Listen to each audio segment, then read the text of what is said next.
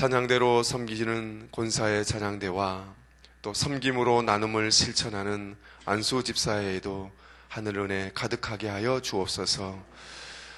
담임 목사님을 통해 오늘 새 첫 올상 예배해 주신 말씀을 기대합니다.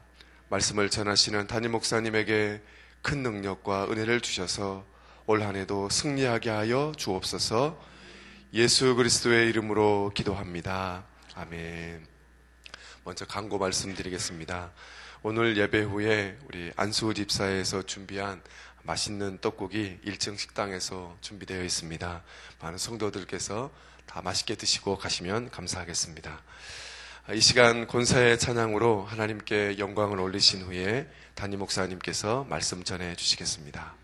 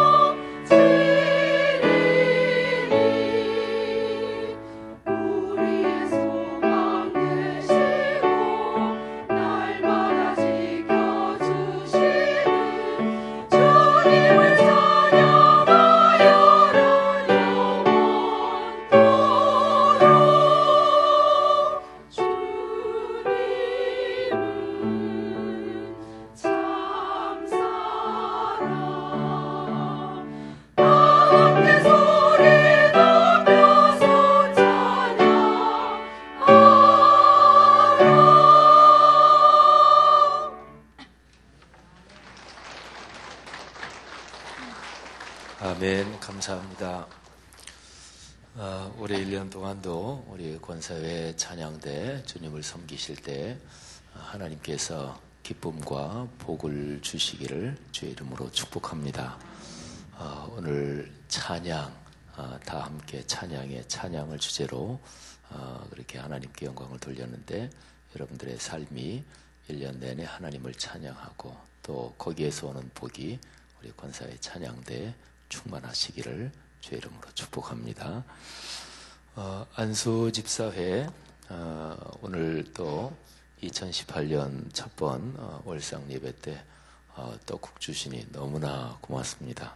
우리 한 분도 빠짐없이 다 잡수고 가시고요.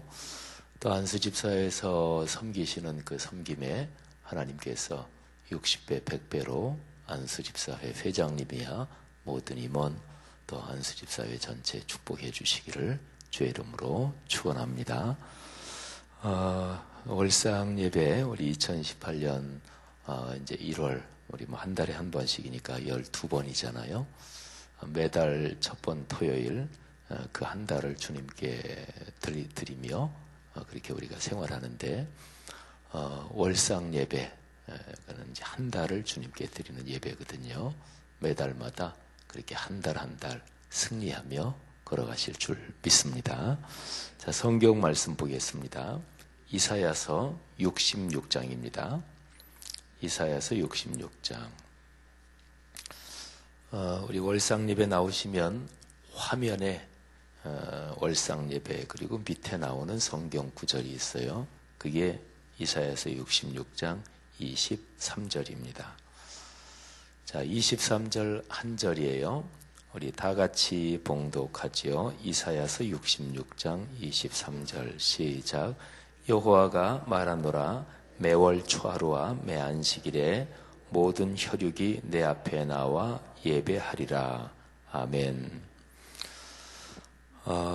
여기 66장 그렇게 펴놓으시고 뭐로 이렇게 이제 표시를 해놓으시고 제가 이사야서 1장 말씀을 읽겠습니다.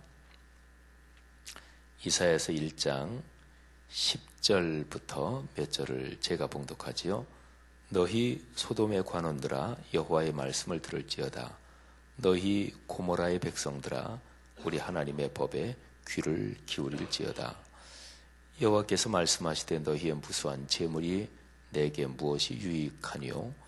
나는 순양의 번제와 살찐 짐승의 기름에 배불렀고 나는 수송아지나 어린 양이나 수염소의 피를 기뻐하지 아니하노라. 너희가 내 앞에 보이러 오니 이것을 누가 너희에게 요구하였느냐? 내 마당만 밟을 뿐이라. 헛된 재물을 다시 가져오지 말라. 분향은 내가 가증히 여기는 바요. 월삭과 안식일과 대회로 모이는 것도 그러하니 성회와 아울러 악을 행하는 것을 내가 견디지 못하겠노라. 아멘. 여러분 몸에 병이 나면 병원에 찾아가잖아요. 근데 뭐 가서 금방 간단한 거는 이제 금방 의사 선생님께서 진찰을 하시고 약을 처방해 주시죠. 근데 이제 검사를 하면 검사 결과는 금방 안 나와요. 뭐 일주일 뒤에 검사 결과가 나오기도 하고 또 어떤 검사는 뭐 3, 4일 뒤에 나오기도 하고 또 뭐 더 걸리기도 하죠. 혹시 오늘 월상 예배 나오신 여러분 중에서 병원에 가서 무슨 검사를 하고 결과를 기다리는 그런 분이 혹시 이 자리에 계신지 모르겠어요. 그러면 보통 검사하고 그 결과가 나올 때까지 마음을 졸이게 되죠. 검사 결과 잘 나와야 되는데 또 저나 우리 목회자들이 성도들 위해서 기도해 드릴 때 어떤 병이 있어서 그래서 검사를 하고 몸이 안 좋아서 병원에 가서 진찰을 받고 그런 분들을 위해서 많이 기도해 드리잖아요. 그러면 이제 검사 결과가 나와서 다시 병원에 가서 의사 선생님을 만날 때까지 마음의 걱정도 하고 또 기도도 하고 혹은 뭐 사람의 당연한 심정이 그렇죠. 이 병원에 가서 드디어 의사 선생님 만나는 날이 왔습니다. 병원에 가서 또 뭐 몸의 병이 이건 아무래도 병이 좀 중한 것 같다. 뭐 이러면 이게 더 이제 마음이 걱정이 되잖아요. 검사 결과가 어떨까? 또 뭐 큰 수술을 받아야 되는 건 아닐까? 이런 생각이 들잖아요. 그래서 의사 선생님을 드디어 이제 만나면 아주 그냥 긴장을 하잖아요. 의사 선생님 말씀 한마디에 아주 행복해지기도 하고 또는 의사 선생님이 검사 결과를 아무래도 수술 받으셔야 되겠습니다.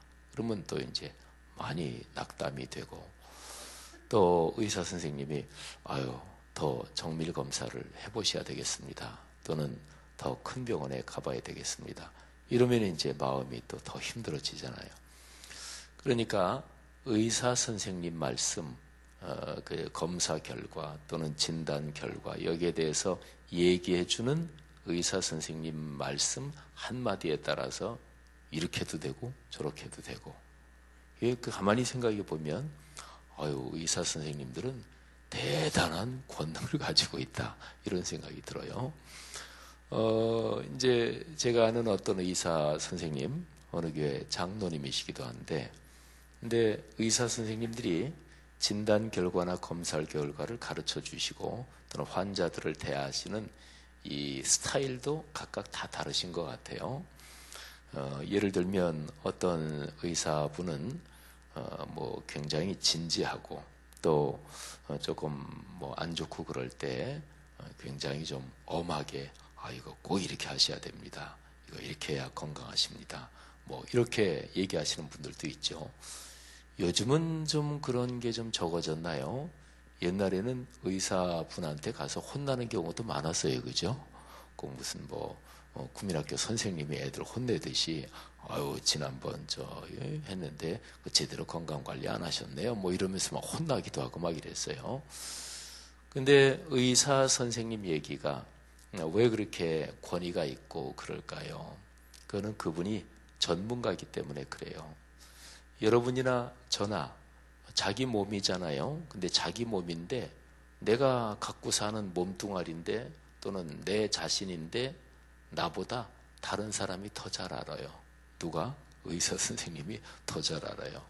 예를 들어서 이거 내가 쓰는 팔이잖아요. 근데 어디가 아픈데 왜 아픈지 내 팔인데 내가 몰라요. 근데 의사분이 더 잘 압니다. 이유는 한 가지입니다. 그분이 전문가이기 때문에 그런 거잖아요, 그죠? 전문가의 얘기는 잘 들어야 돼요.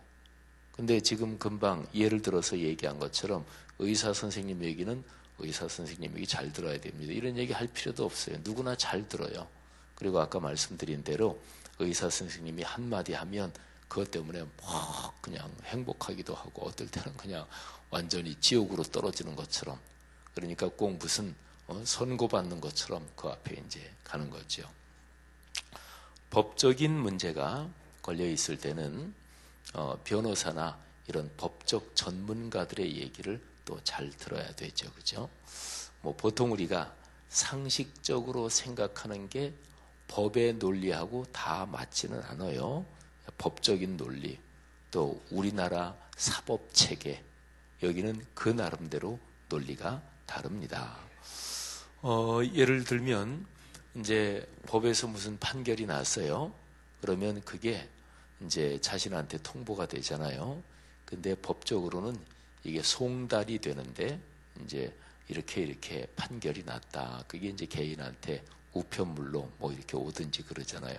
송달되는데 언제 송달되는 거냐, 그게 법적으로 다 정해져 있어요. 그래서 우편물은 개인이 이제 딱 받으면 그때부터 이제 법에서 판결한 게 효력이 있는 거예요. 그리고 이제 법의 판결 결과에 대해서 나는 승복하지 못한다, 그러면 이제 위의 법원으로, 상급 법원으로 항소를 하지요. 그럼 그게 날짜가 있어요. 예를 들어서 송달 받은 날부터 며칠, 송달 받은 다음 날부터 따져가지고 예를 들어 일주일 또는 30일, 이 날짜가 있어요. 근데 이 날짜가 쭉 되는데 마지막 날짜, 7일이면 7일째 되는 날이 공휴일이다. 그러면 공휴일은 계산 안 하고 그 다음 날까지 이렇게 돼요. 이게 법으로 다 정해져 있어요. 근데 그런 걸 보통 사람은 모르잖아요. 그러면 법적인 문제가 걸려 있을 때는 그런 거를 누구한테 물어봐야 돼요? 그건 변호사나 이런 전문가한테 물어봐야 돼요. 법은 정확하게 이게 딱 정해져 있기 때문에 거기에서 예를 들어서 굉장히 중요한 건인데 상급 법원으로 상소를 해야 된다. 근데 내가 그런 걸 몰랐다. 그러면 그거는 크게 낭패를 당할 수가 있는 거죠. 그러니까 법적인 문제가 걸렸다. 그러면 법 아는 사람한테 물어봐야 되고 이러는 거죠. 그래서 이제 변호사도 선임하고 그러는 거죠. 여기에 장사나 또는 사업하시는 분들 세무관계 있잖아요. 그것도 전문 세무사한테 물어봐야 돼요.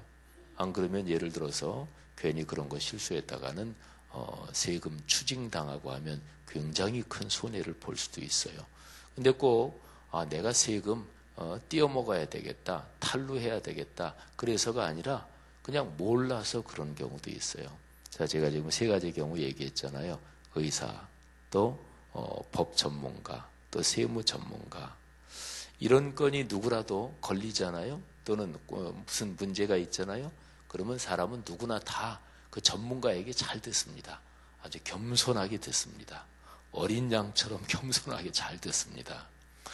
자, 그러면 하나님께서 여러분에게, 우리에게 하는 얘기를 우리는 잘 듣나요? 무지무지하게 중요한 얘기인데. 그러니까 의사 선생님 얘기만큼 듣나요? 제가 가만히 오늘 월상 예배 때 2018년 처음 월상 예배인데 이거 가지고 설교해야지 하는 생각을 하다가 이 생각을 해봤어요. 가만있어 봐. 나는 의사 선생님 얘기만큼 내가 하나님 말씀 잘 듣나? 또는 법 전문가, 변호사님 이런 분들 얘기만큼 나는 잘 듣는가? 근데 우리가 그렇지 않을 때가 많은 것 같아요. 그러니까 하나님께서 굉장히 중요하다. 거기에 대해서 얘기하는 것은 우리가 잘 들으면 우리 삶의 복입니다. 그런 은혜가 있기를 축복합니다. 제가 옛날에 제가 이제 머릿속에 우리 교회 와서 쭉 목회하면서 이제 14년째 제가 목회하는데 옛날에 저쪽에 셋집 예배당에 있을 때 거룩한 실험 그렇게 해가지고 독서, 책 읽기 운동 한번 했던 기억이 나요. 그래서 그 청년 의사 바보인가? 뭐 바보 의사 뭐 이거 책 읽었던 기억이 나요. 그 책 읽으면서 제가 그때 성도님들한테 우리 실험 한번 합시다. 거룩한 실험 한번 합시다. 그러면서 책을 몇 권을 그때 뭐 교회 돈으로 샀나 제 돈으로 샀나 아마 기억은 잘 안 나는데 사가지고 성도들한테 이렇게 읽으실 분들 신청해서 나눠드리고 그리고 그분이 또 다른 사람한테 또 그걸 빌려주고 해가지고 그때 독서운동 한번 했던 적이 기억이 나요. 그때 꽤 많은 분들이 막 그걸 읽고 그랬던 기억이 나거든요. 그러니까 하나의 실험이 있죠. 책을 일정 부분 사가지고 그 책을 자기가 가지고 있으면 그 사람만 읽고 뭐 집에 놔두면 그 책은 그냥 묵히는 거잖아요. 그냥 썩는 거잖아요. 근데 그 책은 지식이고 또 사람의 정신의 지혜고 사람의 삶에 유익을 주는 거니까 내가 사서 읽고 나만 그냥 가지고 있지 말고 그걸 적어도 5사람 이상한테 빌려줘서 읽게 하는 거 그거 얼마나 좋은 거예요. 그잖아요. 잘 활용하는 거잖아요. 내가 집에 가지고 있는 입지 않는 옷 요즘에 사람들은 입지 않는 옷들 많잖아요. 그런 거 있으면 행복 나눔 가게에 갖다 주면 그러면 거기에서 다른 사람한테 싸게 팔고 또 판 돈은 선교에도 쓰고 좋은 일에 쓰고 그러잖아요. 그러면 이게 두루두루 활용이 되는 거잖아요. 그냥 묵히고 썩히고 그냥 폐기시키고 이런 거 말고요.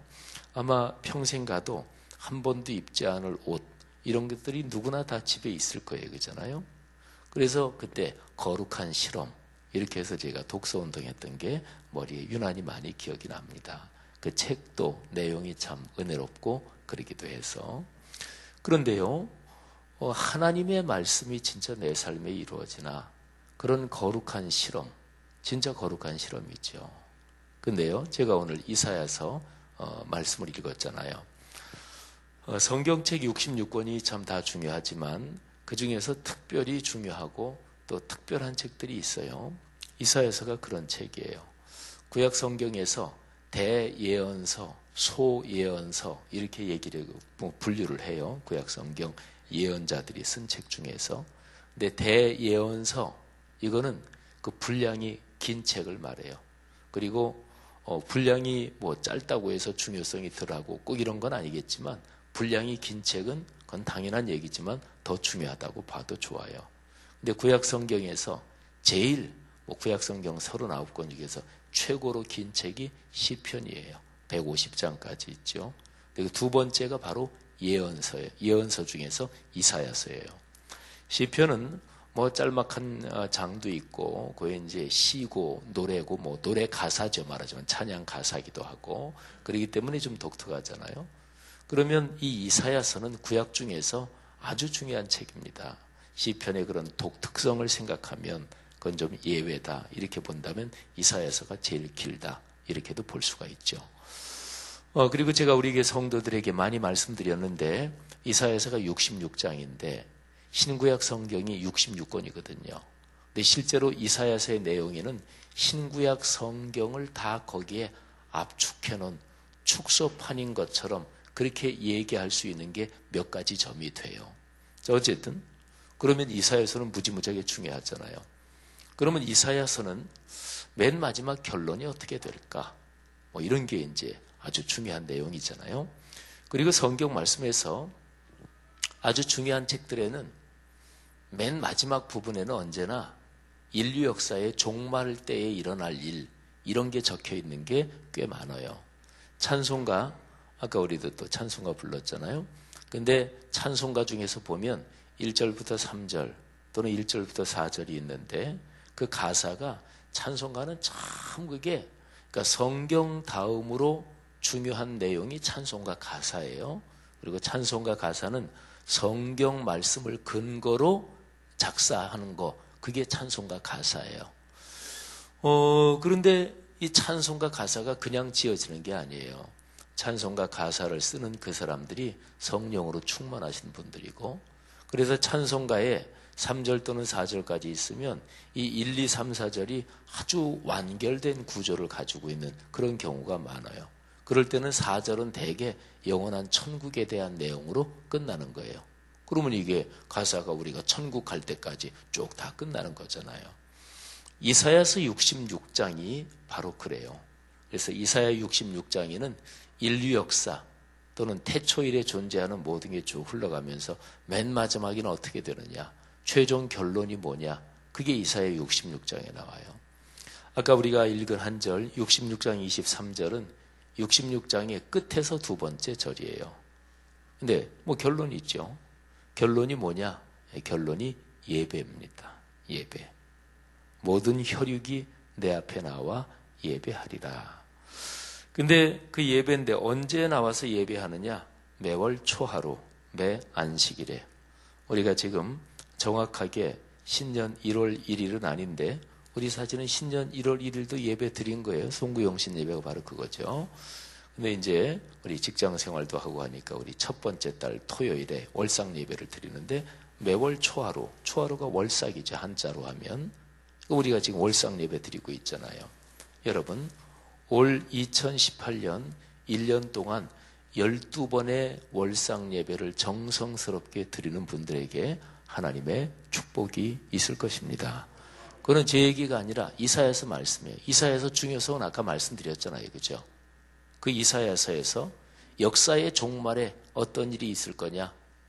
매월마다 월삭 예배, 달마다 사람들이 드린다. 이런 얘기예요. 그 다음에 매 안식일, 이거는 요즘 말로 말하면 주일 성수지요.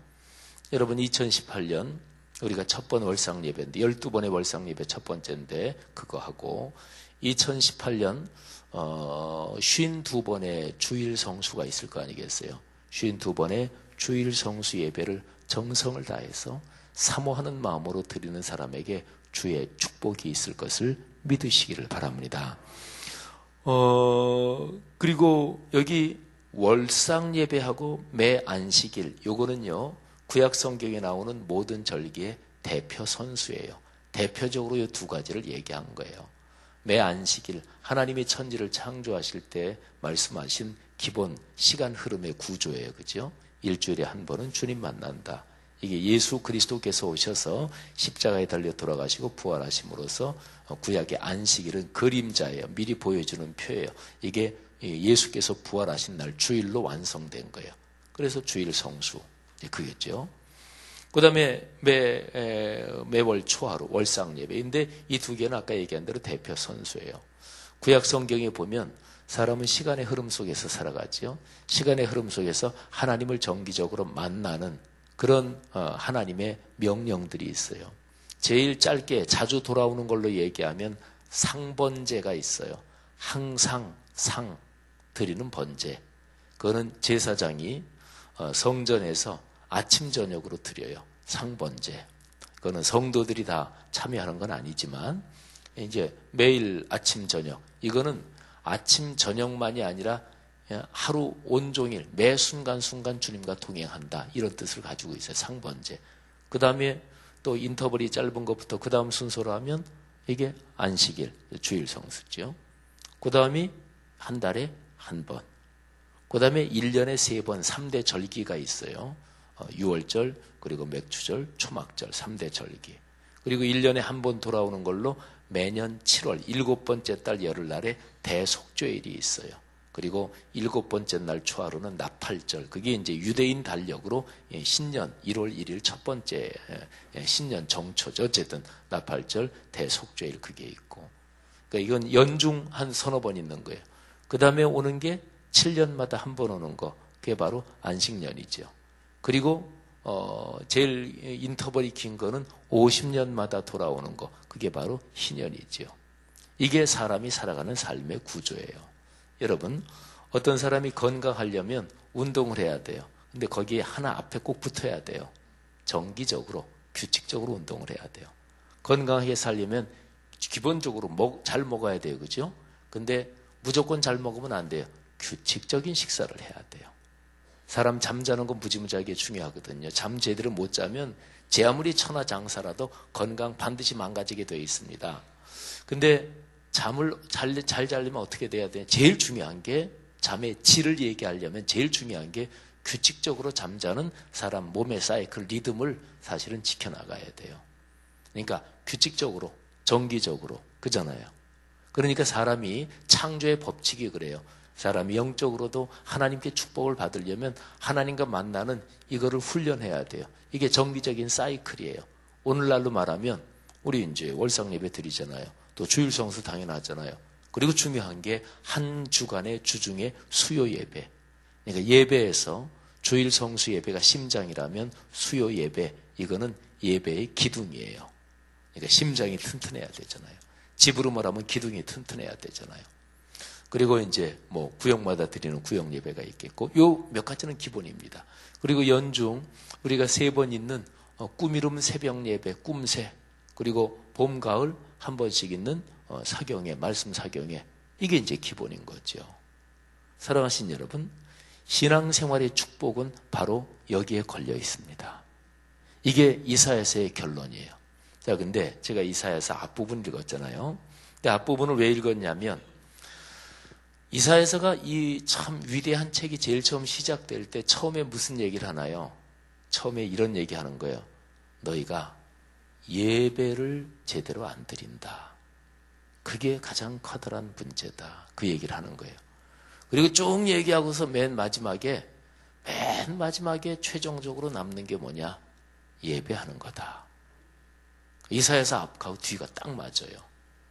그래서 이사야서 1장, 제가 지금 10절부터 몇 절을 읽었는데 1절부터 쭉 읽으면 17절까지 쭉 읽으면 기본적으로 예배에 대해서 나오는 거예요. 근데 중요한 게 하나님께서 하나님을 안 믿는 어떤 이방 백성들을 향해서 너희가 왜 나한테 예배하지 않느냐 이렇게 말씀하지 않으셔요.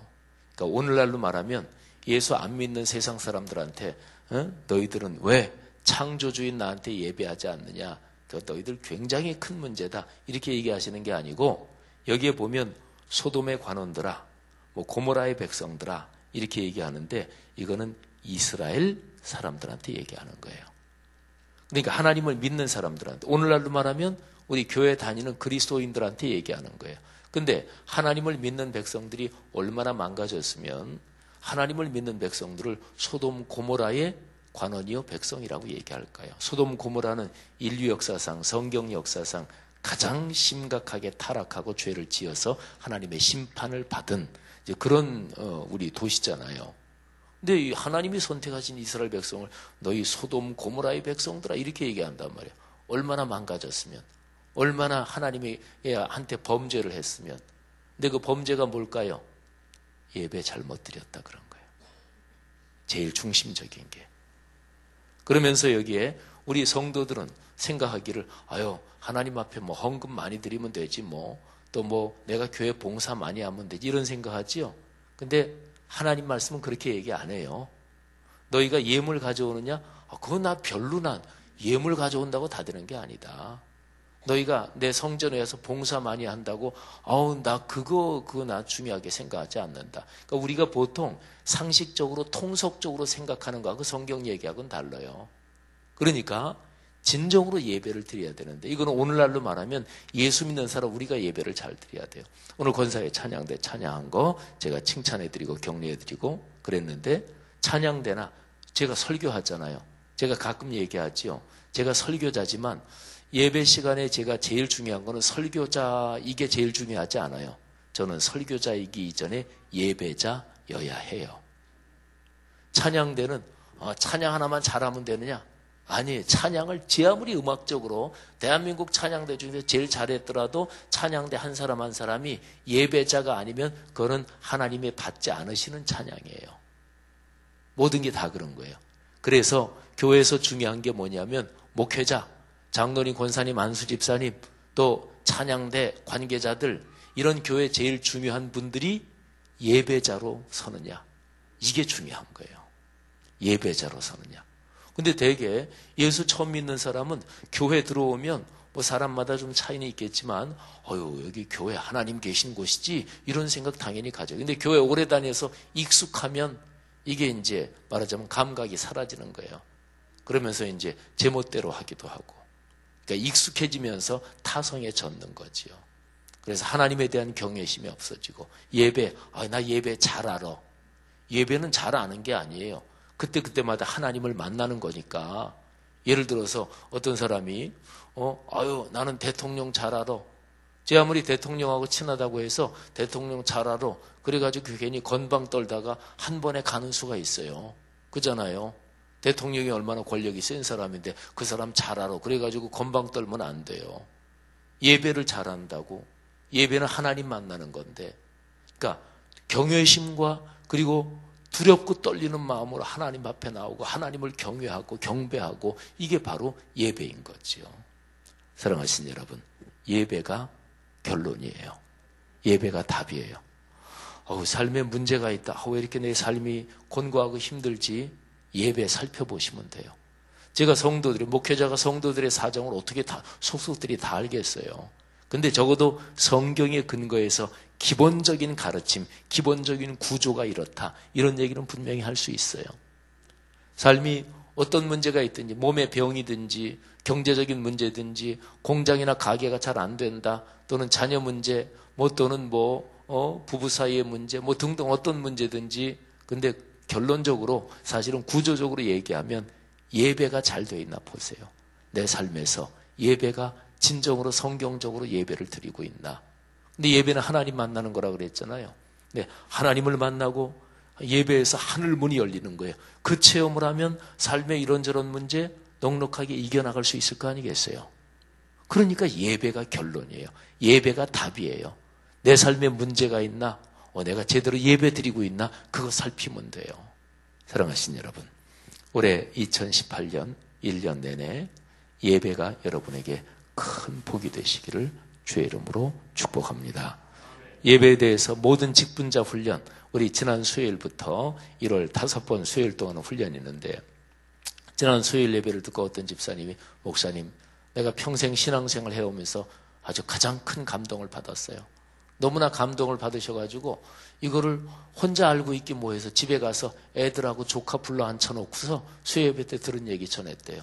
그래서 제가 그분이 문자 메시지 보냈길래 집사님에게 올해 1년 내내 예배로 큰 복을 하나님이 주시려고 사인하신 거다. 크게 축복합니다. 그렇게 문자를 보냈어요. 사랑하신 여러분, 올해 1년 예배로 복 받으시기를 주의 이름으로 축복합니다. 한번 실험해 보시는 거예요. 내가 올해 1년 월상 예배 12번, 또는 올해 1년 주일 성수 52번. 저는 목회자 중에서, 담임 목회자 중에서 사실은 성도들에게 그렇게 잔소리를 많이 안 하는 그런 목회자예요. 평균적으로 보면 전 잔소리 별로 안 합니다. 그리고 특별히 우리 교회 월상 예배 하는데 사실은 우리 교회 규모에 비해서 별로 많이 안 나와요. 근데 많이 안 나와도 보통 교회 담임 목사 같으면 부교육자들 해가지고 막 월상 예배 나오라고 막 이렇게 하기도 하고. 근데 저는 사실은 그런 잔소리 별로 안 하는 사람이에요. 근데 제일 중요한 거는 저는 강조를 많이 하지요. 예배 제가 강조 많이 하잖아요. 그렇죠? 그리고 중직자들인데도 수요예배 안 나오는 분들이 많아요. 장로님들 중에서 수요예배 전혀 안 나오는 분들도 있어요. 그러면 이게 뭐가 문제가 있는 거예요. 그잖아요. 예배의 심장인 주일 성수, 예배의 기둥인 수요 예배, 그리고 구역 예배, 이거는 사실은 기본이잖아요. 그죠? 사랑하신 여러분, 한번 실험을 해보란 말이에요. 그리고 제가 아까 제일 처음에 들은 얘기, 의사 선생님 얘기는 잘 듣잖아요. 법률 문제 걸렸을 때 변호사님 얘기는 잘 들어요. 세금 문제 걸렸다 그러면 세무사 얘기는 잘 들어요. 근데 하나님의 말씀인데 의사 선생님만큼도, 의사 선생님 말씀 듣는 만큼도 안 듣는단 말이에요. 제가 성경 66권 중에서 무지무지하게 중요한 책인 이사야서의 서론과 결론을 얘기해 드렸잖아요. 서론과 결론이 뭐예요? 예배입니다. 올 1년 예배로 큰 복을 받으시기를 다시 한번 주의 이름으로 축복합니다. 12번의 월상 예배, 52번의 주일 성수, 52번의 수요 예배, 그리고 모든 예배들 모임을 통해서 하나님의 은혜가 여러분에게 넉넉하게 내릴 줄 믿습니다. 기도하겠습니다. 오늘 이 말씀 붙잡고 각자가 기도하시다가 들어가시되 아까 광고한 것처럼 꼭 1층 식당에 가셔서 떡국 잡수고 가시고요. 또 안수기도 받으실 분들은 차례로 나오시면 되겠습니다. 자, 들은 말씀 붙잡고 기도하겠습니다. 하나님, 올 1년 12번의 월상 예배, 그리고 52번의 주일 성수, 52번의 예배의 기둥인 수요 예배, 크게 은혜가 되게 하옵소서. 또 올 1년 우리가 주님 앞에 모일 때마다 내 삶과 내 아들, 딸, 내 손자, 손녀, 내 가정, 가문이 복받게 하시고 우리 교회가 큰 복을 받아 점점 더 부흥하게 도와 주옵소서. 그리고 나라와 민족을 위해서 기도하시고 또 우리 교회 말씀 삼운동 온 세계 선교를 위해서 기도해 주시기를 바라고, 또 여러분의 삶에 이런저런 문제를 놓고 기도하실 때 하나님께서 기도하는 중에 성령으로 안수하시고 주의 거룩한 종으로 축복하시는 줄 믿습니다. 다 같이 통성으로 기도하겠습니다. 하나님 아버지 은혜 감사합니다. 오늘 우리가 주님 앞에 첫 번째 월상 예배 말씀 듣고 아버지의 말씀을 붙잡고 기도합니다. 오 거룩하신 하나님 아버지, 성령으로 축복하시고 하나님의 은총으로 붙잡아 주옵소서. 하나님, 우리 교회 사랑하는 성도님들 올 1년 한 해 걸어가며 12번의 월상 예배 매달마다 주의 앞에 바치며 하나님의 큰 은혜 체험하도록 역사하여 주옵소서. 하나님 아버지, 올 1년 걸어가면서 하나님의 놀라운 은총으로 성령으로 주일 예배마다 은혜 되게 하시고 수요 예배마다 주의 은총이 가득하게 도우시옵소서.